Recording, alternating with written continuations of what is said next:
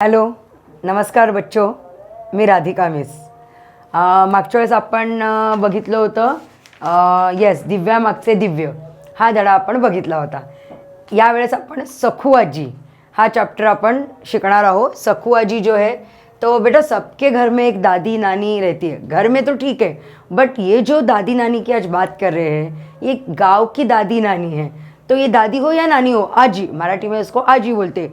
तो ये जो अपनी आजी है ये कौन सी आजी है, ये क्या करती है, ये अपने जो राजन गवस है लेखक इनकी कौन लगती है, इनके बारे में बहुत ज़्यादा. जैसे हम स्टार्ट करते हैं कि आप दादा दादी को आप बोलते हो ना कहानी सुनाइए, कुछ कहानी सुनाइए, तो वो कहानी सुनाते हैं तो हमको बहुत अच्छा लगता है. तो आज मिस आपको एक कहानी सुनाएंगे, दादी की कहानी सुनाएंगे. दादी पहले कहानी सुनाती थी, आज राधिका मिस आपको दादी की कहानी सुनाएंगे. तो ऐसा बहुत इंटरेस्टिंग चैप्टर है, आपको कहीं पे बोर नहीं होगा और कहीं पे ऐसे नहीं लगेगा कि अरे कुछ समझा ही नहीं. तो थोड़ा सा डिफ़िकल्ट वर्ड है बिकॉज जो मुहावरे थोड़ा सा कविताएं हैं, मैं हर एक लाइन आपको एक्सप्लेन करूँगी बच्चा. तो लिसन केयरफुली एंड अंडरस्टैंड वेल. देखो, सखू आजी, जो आजी का नाम है उसका नाम सखू है. राजन गवस 1959 प्रसिद्ध कथा कादंबरीकार, कवी, समीक्षक, संशोधक, साहित्य अकादमी पुरस्कार प्राप्त लेखक, भंडारभोग, धिंगाणा, कळप, तणकट इत्यादी कादंबऱ्या, हुंदका काव्यसंग्रह, काचकवड्या हा ललित संग्रह प्रसिद्ध आहे. प्रस्तुत पाठात सखुआजीच्या मनातील जुन्या नव्या जीवनमूल्यांविषयीचे भान, तिची प्रगतिशील दृष्टी, निर्णय क्षमता, माणसांवरचे प्रेम अतिशय सहजतेने व ओघावत्या शैलीत लेखकांनी वर्णन केले आहे. मतलब आज के ज़माने की दादी है, बट उसके थॉट्स जो है, उसके विचार, लोगों को ह्यूमैनिटी, लोगों को कलेक्शन करना, लोगों के दिल में प्यार बसाना, ये सब बातें, बॉन्डिंग जो है वो बहुत स्ट्रॉन्ग है. और वो क्या किया उसने, क्या नहीं किया, सब कुछ आज हमें पाठ में ही पढ़ने मिलेगा. सखू आजी परवा वारली ही गोष्ट कदाचित सांगण्या इतकी महत्त्वाची नसेल. सखू आजी पिछले साल मर गई, ये बात बताने इतनी इम्पॉर्टंट नहीं है. ओके, कारण आपण कितीतरी मृत्यू रोज अनुभवत असतो. बिकॉज एव्हरी डे हम किसी ना किसी मरने की खबर सुनते हैं. मग सखू आजी मरण पावली या विशेष महत्त्वाचं काय आहे असा प्रश्न कोणीही उपस्थित करू शकेल. तो सखू आजी मर गई इसने इतना इम्पॉर्टंट क्या है, ऐसा कोई भी क्वेश्चन आप क्रिएट कर सकता है. याबाबत मला काहीही म्हणायचे नाही. मुझे इसके बारे में कुछ नहीं बोलना है कि आप इतना इम्पोर्टेंस क्यों दे रहे सखू आजी को. तो स्टार्ट में है ना, तो रुको थोड़ा, बाद में देखो ज़रा. जो अपना जब चैप्टर ख़त्म हो जाएगा तब सखू आजी की जो अहमियत है वो समझ में आएगी. तरी सखू आजीचा मृत्यू मला एक खोलवर जखम करून गेला. आपलं असं काहीतरी हरवलं असं मला आजही वाटतंय. तो सखू आजी का जो डेथ है वो मुझे डीपली इनसाइडेड हर्ट करके गया और मेरा ऐसा अपना कुछ एक गया ऐसे मुझे लगने लगा. मला आजही वाटतंय माझ्या जगण्यातलं एक शुभ्र निरभ्र काही संपलं अशी एक पोकळी वाढते. तो मुझे ऐसा लगता है, राजन गवस जी बोलते हैं कि मैं अपनेपन, मेरा अपनापन, एक मेरा कोई अपना, ऐसे बहुत एक क्लोज ऐसा कोई है जो गया, ऐसे मुझे लग रहा है.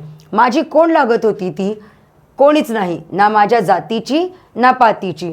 कोण लगती थी वो मेरी, कोई भी ना. वो मेरी ना कास्ट की ना मेरी ब्लड रिलेशन की, पण तरीही ती माझ्या जवळची होती. बट फिर भी वो मेरे बहुत ज़्यादा क्लोज थी. रक्ताच्या माणसा इतकीच, ब्लड रिलेशन जैसे रहता है वैसे ही वो मेरी नज़दीक और क्लोज थी मेरी आजी. सखू आजीचं वय वर्ष 90. सखू आजीची वैशिष्ट्ये सांगा, हे प्रश्न जर आलं तर त्याचं उत्तर हे आहे. सखू आजीचं वय वर्ष 90, हातात काठी, वाकून कमान झालेलं शरीर, चेहऱ्या सुरकुत्यांनी भरलेला. सखू आजी गल्लीतून जाताना कोणी सहज म्हटलं, आजी कुठे चाललीस, तर लगेच उत्तर जाते, कुठे जातो बाबा. तो सखू आजी जो है 90 ईयर की थी, हाथ में उसके लकड़ी थी और वाकुन मतलब बेंड हुआ हुआ, ऐसा झुक के वो एकदम पूरा बेंड हुआ था उसका बॉडी, और जो पूरा रिंकल्स आए थे पूरा चेहरे पर. और दूसरी बात, सखू आजी गल्लीतून जाताना कोणी सखू आजी गली से जा रही है तो कोई किसी ने पूछा, आजी कहाँ पे जा रहे, कुठं चाललीस, मतलब where are you going. So she is replied, कुठं जातोय बाबा, म्हातारा माणूस, हाडं गेली वड्याला, बघ माझ्या मड्याला. म्हातारी काय बोलते हे सगळ्यांना समजायचं असं नाही. तो वो क्या आंसर देती थी, हाडं गेले, जैसे मैं आधे कबर मेरे पैर में लटके है, लाइक दैट. कि मेरे हड्डियाँ आपको दिख रहा है, लेकिन मेरा आत्मा कब का स्मशान घाट पर पहुंच गया आहे. माझी हाडं स्मशानात ओढ्याजवळ पोचली. आता तुम्ही फक्त माझ्या मड्याला बघा. नेक्स्ट, म्हातारी काय बोलते हे सगळ्यांना समजायचं असं नाही, पण प्रत्येकजण तिच्याशी बोलायचा प्रयत्न करतो. जो दादी है वो किसके साथ क्या बात कर रही थी, कुछ भी समझ में नहीं आ रहा था, फिर भी सब लोग उससे टॉकिंग करते थे. म्हातारी प्रत्येकाशी बोलते. मला सकू आजी नेहमीच एक कविता वाटते. ती कवितेत बोलते, कवितेत जगते. तिच्या इतकं प्रचंड भाषिक ज्ञान मला कोणाकडंच दिसलं नहीं. वो कविता में जीती है, वो लिरिक्स में ही जो बातें करनी नॉर्मल नहीं, वो ऐसे गाने गुनगुनाते, गाने बोलते हुए सब बातें करती है. और उसके जितना ह्यूज ट्रिमेंडियस जो लैंग्वेज पर उसकी पकड़ है वो मैंने किसी को नहीं देखा, ऐसे अपने लेखक बोलते हैं. सकू आजी सहज बोलायला लागली तर एक कविताच बोलायची. म्हणजे कुणी म्हटलं म्हातारी गप्प घरात बसायचं सोडून कुठं निघालीस मरायला, तर ती लगेच म्हणायची. तो सकू आजी अगर ऐसे नहीं कि वो सोच के कविता बना के बोलती थी, नो, वो जब बात करती थी उसके मुंह से वो कविता की जैसे शब्द निकल जाते थे. तो अगर कोई बोलता था बुढ़ी बुढ़िया या म्हातारी मतलब बुढ़ी, घर में बैठने के सिवाय तो क्यों बाहर जा रही है, तो वो रिप्लाय करती थी, मरण लोकाला सरण दिक्काला, माझं कपाळ भरलं आभाळ, मरलं माणूस झिजलं कानूस, म्हातारी नवसाची भरून उरायची.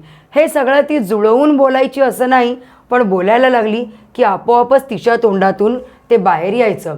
ये जो ऊपर के अर्थ है मैं बताऊंगी अभी, ये सोच के वो राइमिंग बना के बोलती थी ऐसे नहीं है, बट वो बोलना स्टार्ट करती थी तो उसके मुंह से वो लफ्ज़ निकल जाते थे. अभी पहला, मरण लोकाला सरण डिक्काला, मरण लोकाला सरण डिक्काला. इसका अर्थ है लोकांना फक्त मृत्यू दिसतो, चितेवरील आत्मा कधीच अनंतात पोचतो. हम सिर्फ मृत्यू देखते हैं आके कि लोग मर गए हैं, लेकिन उसका जो सोल है वो कब का भगवान के पास चला जाता है. भरलं माझं कपाळ भरलं आभाळ. तो पावसाच्या ढगांनी आभाळ जसे भरलेले असते तसे माझे नशीब आहे. मतलब फुल लोडेड ऑफ हैप्पीनेस और एवरी टाइप्स ऑफ एक्सपीरियंसेस. जो बारिश के पहले का जो क्लाउड रहता है वो कैसे भरा हुआ रहता है, वैसे ही मेरा नसीब जो है वो हर एक सुख दुख और जो भी एक्सपीरियंसेस है गुड एंड बैड, उससे मेरा नसीब भरा हुआ है. मरला माणूस झिजलं कानूस. तो इसका अर्थ है मेलेला माणूस है झिजून जीर्ण झालेल्या कणसासारखं दिसते. जो कॉर्न देखा अपने कॉर्न के ऊपर जो उसके जो सीड्स से निकल जाते हैं तो वो कितना ये दिखता है ड्राई होने के बाद, वैसे जो ओल्ड एज पीपल रहते हैं उनकी हालत वैसी होती है. झिजलं कानूस, मरलं माणूस मतलब जो इंसान जो है मरने के बाद वो कॉर्न के जैसा, ड्राई कॉर्न के जैसा दिखता है. म्हातारी नवसाची भरून उरायची. इसका अर्थ है म्हातारी म्हणजे सकू आजी तुम्हाला नवसाने मिळालेली आहे, तिचे अस्तित्व सर्वत्र व्यापून उरले आहे. आपको आपका नसीब है कि मेरे जैसी आजी आपको मिली है, तो मेरा जो प्रेजेंसनेस है, सर्वाइवनेस है, वो यहाँ पे सब जगह पे बहुत वेरी लॉन्ग टाइम आपको यहाँ पे एक्सपिरियन्स होगा, ऐसे वो बोलती थी. पण ती बोलायला लागली की आपोआपच तिच्या तोंडातून ते बाहेर यायचं. तिच्याशी बोलताना एक अवर्णनीय आनंद मिळायचा. उसके साथ बात करते करते इनक्रेडिबल हॅपीनेस मिळता था. लहानपणी शाळेला जाता जाता आजी आम्हाला गोळा करून बसायची, शेतातल्या देवाच्या गोष्टी सांगायची. जब हम लोग बचपन में स्कूल जाते थे आजी हमको कलेक्ट करके बैठती थी और कोई अलग अलग टाइप्स की स्टोरीज बताती थी. शेतातल्या देवाच्या गोष्टी सांगायची. आजीची गोष्ट कधी कधी आठवडा चालायची. तो फार्म के जो भगवान रहते हैं उनकी कोई एक फेरी टेल वगैरह जो भी है, ट्रूथ और इमेजिनरी जो भी स्टोरी है वो बताती थी. और आजी जब स्टोरी बताती थी तो हमारी स्टोरी कितनी बच्चों ज़्यादा से ज़्यादा 15 मिनट्स, हाफ आवर्स, इसके अलावा आपको ज़्यादा स्टोरीज पता ही नहीं. बट जो दादी स्टोरीज बताती थी 1 वीक तक कंटिन्यू रखते थे वो. 1 वीक तक इनकी बड़ी स्टोरी रहती. तो सोचो उनकी स्टोरी कितनी ज़्यादा रोमांचक होती होगी. शाळेला जाताना काही वेळ, शाळेतून येताना काही वेळ, असा तो ठरलेला कार्यक्रम असायचा.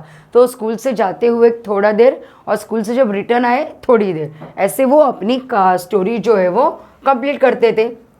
एकदा आजीने एक गोष्ट सहज सुरू केली आणि संपवली, पण ती माझ्या मनात दीर्घकाळ रेंगाळली. तो हमारे लेखक बोलते कि एक बार आजी ने ऐसे एज यूजुअल एक स्टोरी स्टार्ट की और वो फिनिश भी की, बट वो बहुत टाइम तक मेरी माइंड में वो वैसे ही लिंगर ली और क्या बोलते हैं स्टक आउट हो गई. मेरे मन में थोड़ा सा वो बहुत टाइम के लिए स्टक हो गई. आजी म्हणाली शेतात एक साप होता, त्याचा माणूस झाला. देखो बच्चों, अभी ये जो स्टोरी बताऊँ ना, तो ये जो स्टोरी जो मैं बता रही हूँ वो एग्जैक्टली वर्ड टू वर्ड आपके सामने वैसे ही वो आ जाएगा चित्र, कि मैं जब बता रही हूँ तो आपके सामने वो जो स्टोरी है वो एक चित्र के जरिए आपके नज़रों के सामने व्यू होगा आपको. देखिए, शेतात एक साप होता, खेत में एक साप था. ओके, त्याचा माणूस झाला, वो चलते चलते उसका इंसान बन गया. मग त्याला पंख फुटले. पहले वो साप था, फिर वो आदमी बन गया, फिर उसको पंख आ गए, तो समुद्रावर गेला. वो समुंदर पे चला गया उड़ते उड़ते. 4 तप तपश्चर्या केली उसने. 12 एक तप होता है 12 ईयर्स का, 12 इंटू 4 होते हैं 48. तो 48 ईयर्स उसने तपश्चर्या की. परत आला, रिटर्न आला, त्याचा बैल झाला, उसका वापस से बैल बन गया. खांदा मळला. खांदा मळला मतलब वो प्लॉगिंग करना उसने स्टार्ट कर लिया. यस, उसने प्लॉगिंग करना. खांदा मळला, मळला मतलब खांदा मळने, एग्जैक्टली मैं अर्थ बताती हूँ बेटा आपको. खांदा मळने का, तो खांदा मळने का मतलब उसके खांदा मतलब शोल्डर. शोल्डर पे उसने प्लॉगिंग का जो एक रहता है मशीन वगैरह, उसने वो लगा दिया. ओके, नांगर जुंपला, उसमें प्लॉगिंग लगा दिया. फाळाला नागिन डसली, उसको नागिन ने डस लिया.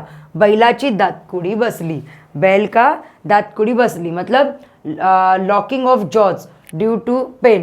तो जब जॉज में पेन होता है तब जैसे लॉक होता है अपने जबड़ा जो बोलते हैं, या तो जॉज, तो कैसे लॉक होता है वैसे उसको बोलते हैं दातकुडी.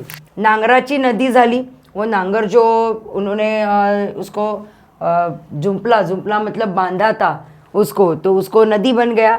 बैलाला आंघोळ घातली, उसी पानी में बैल को निलाया, त्याचा साप झाला, वापस से वो साप बना. जैसे पहले साप का इंसान बना था वो वापस से साप बन गया.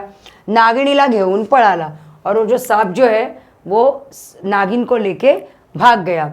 हे सांगताना आजीच्या चेहऱ्यावरचे बदलणारे भाव, हातांच्या हालचाली, या साऱ्यातून हे सारं आपल्यासमोर घडत आहे, आपण पाहत आहोत असं वाटून अंगावर शहारे यायचे. तो देखो, ये सब बताते हुए ऐसा लगता था उनका जो हाथ का इशारे थे और उनके एक्सप्रेशंस थे, एक्शंस थे, तो वो देख के ये सचमुच मेरे सामने हो रहा है, ये एक्ट मेरे सामने हो रहा है, ऐसे सबको फील होता था.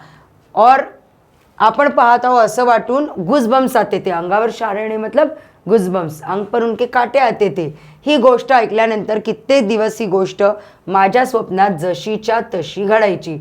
ये कहानी सुनने के बाद बहुत सारे दिन मेरी ड्रीम में आती थी और मेरे ख्वाब में आके जैसे कि तैसे, मतलब पहले वो सांप, फिर इंसान, फिर उसको पंख आना, फिर समुंदर पे जाना, फिर 12 साल तपश्चर्या, फिर तपश्चर्या करके वो लौट आने के बाद वो बैल बनना, बैल होने के बाद वो प्लॉगिंग करना, फिर प्लॉग करते करते उसको सांप काटना, फिर उसका इंसान होना, फिर नहीं सॉरी सांप होना उस यस स्टार्टिंग में ना, तो वापस से उसका सांप होना, फिर वो सांप जो है वो नागिन को लेके भाग जाना.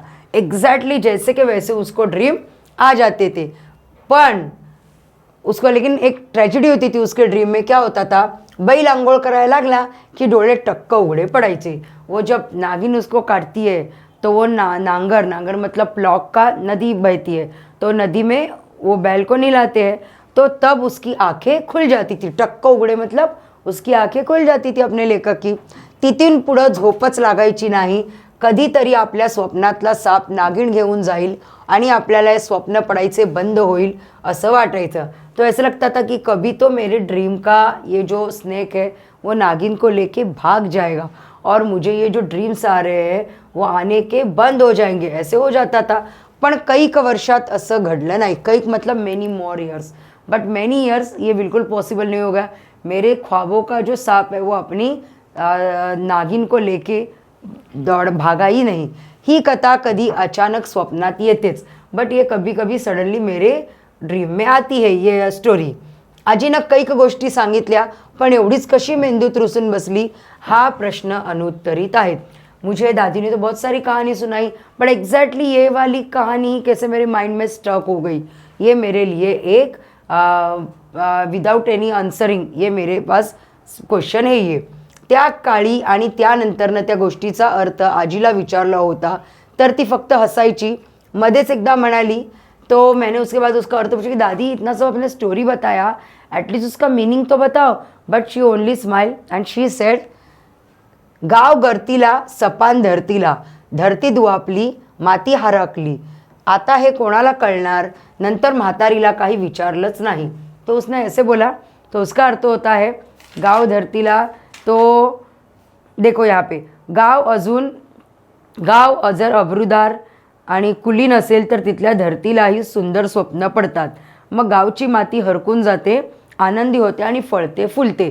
मतलब आपके सोच अगर अच्छे है तो आपके ख्वाब भी अच्छे ही होंगे, आपको अच्छा ही दिखाएगा.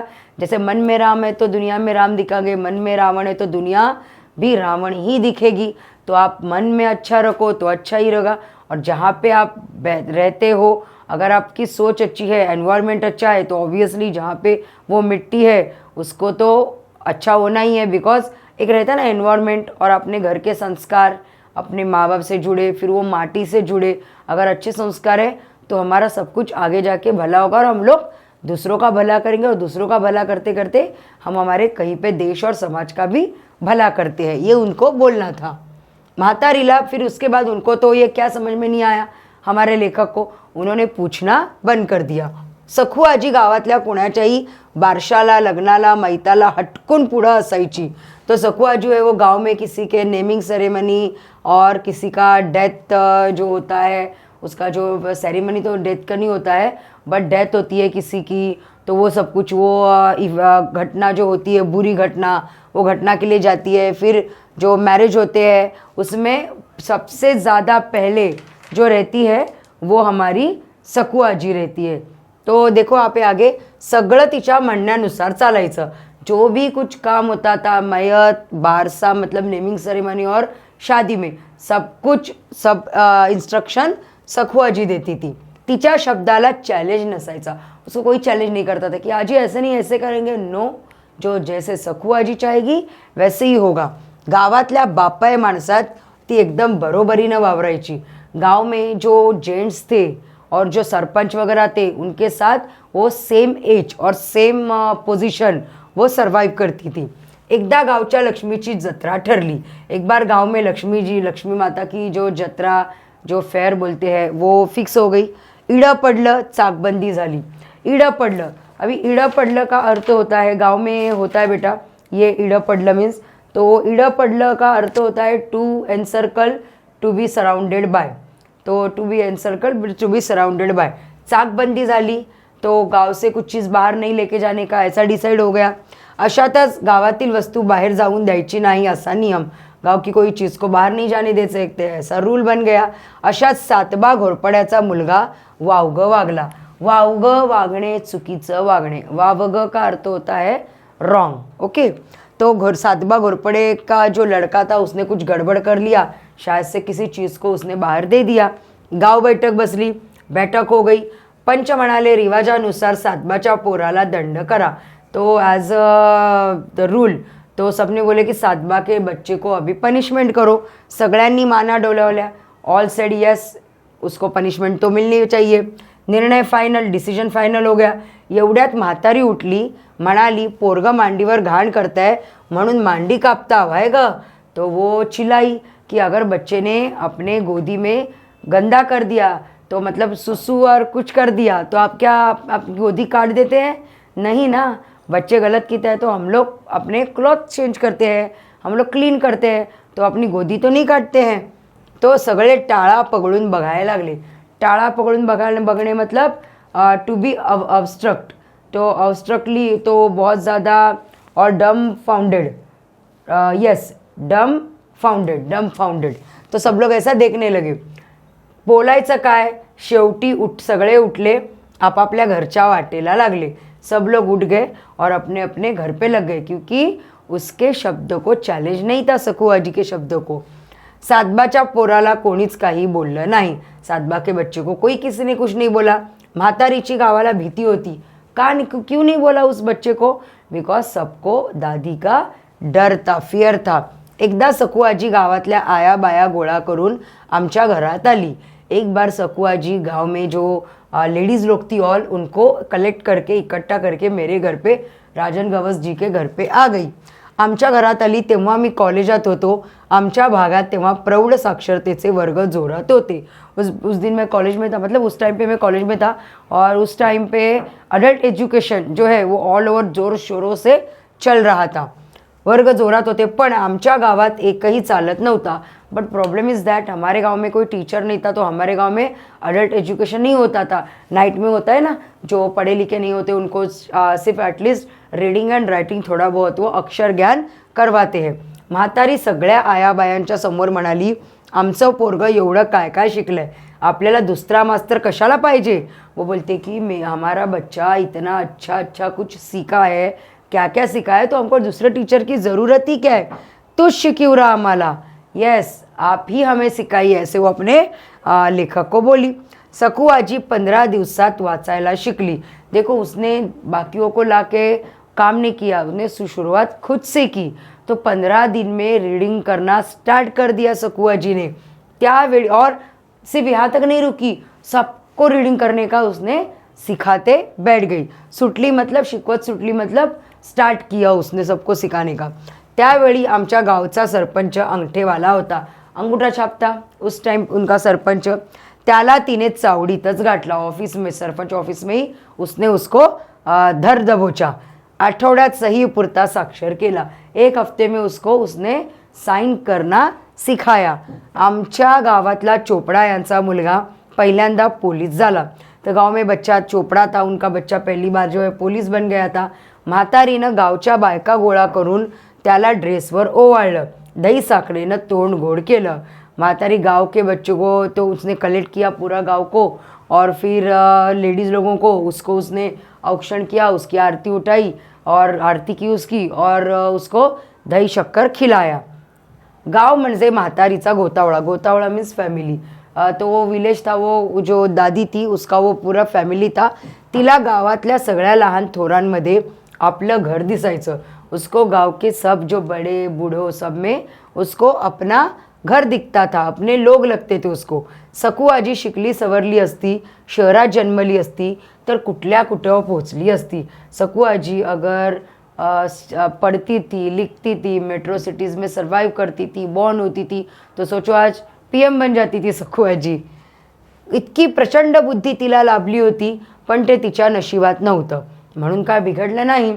तो वो बोलती है कि इतनी ह्यूज उसको ग्रास्पिंग पावर थी, उसको इतना ज़्यादा नॉलेज था. बट बैड लकीली उसके नसीब में आगे जाना नहीं लिखा था, लेकिन उसका कुछ भी इसके लिए उसका कुछ नुकसान नहीं हुआ था. तिनं सगळं तिच्या हयातीत काबीज केलं होतं. हयात मतलब लाइवनेस. जब तक वो जिंदा थी उसके पास ऐसा कुछ नहीं था कि मुझे पता नहीं, पढ़ना लिखना नहीं आता था. 90 साल में ये दादी सीख गए थे पढ़ना लिखना. तो सोचो बच्चों कितना बड़ा मोटिवेशनल है उनसे लेने के लिए. सकू आजी मरण पावली. लहान पोरांपासून म्हातारा कोताऱ्यांपर्यंत प्रत्येकाच्या डोळ्यातून पाणी आलं. सकू आजी मर गई तो छोटे बच्चे से लेके बड़े बूढ़ों तक सबकी आंख में आंसू आ गया. सब गांव रोने लगा. गांव पोरकं झाला. गांव जो है वो अनाथ हो गया. आता फक्त आजीच्या दंतकथा, घडलेल्या न घडलेल्या. अभी सिर्फ बचा है दादी की बातें, दादी की कहानी, जो हुई है और जो नहीं हुई है. प्रत्येक गावात अशी एक आजी गावाचा गोतावळा सांभाळून गेलेलीच असते.